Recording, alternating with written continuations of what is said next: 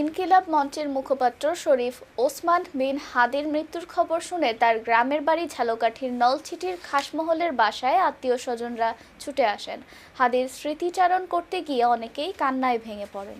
ওসমান হাদির গ্রামের বাড়িতে বর্তমানে তার বোন মাসুমা সুলতানা বিন হাদি ও ভগ্নিপতি আমির হোসেন বসবাস করছেন। হাদি হত্যার ঘটনায় জড়িতদের দ্রুততম সময়ের মধ্যে গ্রেফতার করে ফাঁসির দাবি জানিয়েছেন বসতবাড়ির প্রতিবেশীরা। জুলাই বিপ্লবের পর হাদির মতো একজন বীর যোদ্ধাকে কোনো নিরাপত্তা দেয়া হলো না, এ নিয়ে প্রশ্ন তুলছেন অনেকে। শুক্রবার ১৯ ডিসেম্বর সন্ধ্যায় সিঙ্গাপুর থেকে হাদির মৃতদেহ ঢাকা আসে।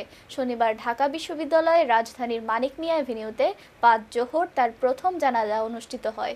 এছাড়া পরিবারের পক্ষ থেকে শাহবাগের শহীদ ওসমান হাদির নামে স্মৃতিস্তম্ভ তৈরির দাবিও জানানো হয়েছে।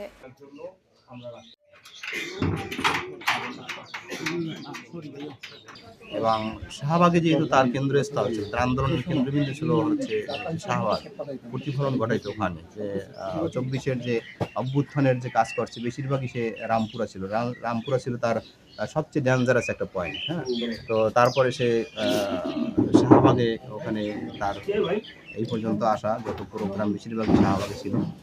তো আমরা চাচ্ছি যে তাকে স্মরণীয় রাখার জন্য শাহবাগে একটা স্মৃতিস্তম্ভ করা এবং বিভিন্ন প্রতিষ্ঠান এবং সড়ক।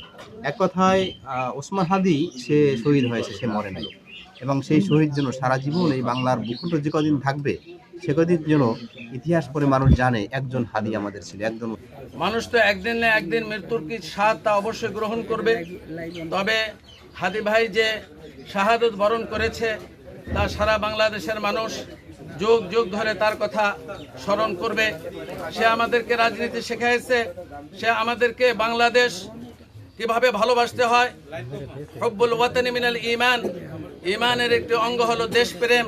দেশপ্রেম কেমন হতে পারে সে কথা সে যেহেতু ওসমান হাদি জুলাই আন্দোলনের একজন যোদ্ধা এবং জুলাই পরবর্তী বাংলাদেশ বিনির্মাণে তার ভূমিকা ছিল ব্যতিক্রমী, সেই হিসেবে তার ব্যক্তিগত নিরাপত্তা যতটুকু দরকার ছিল আমি মনে করি সেটুকু সে পায়নি।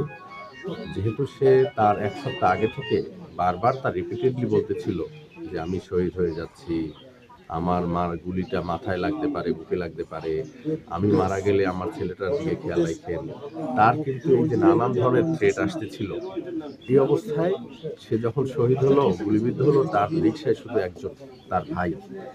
এইটা নিশ্চয়ই আমরা মনে করি।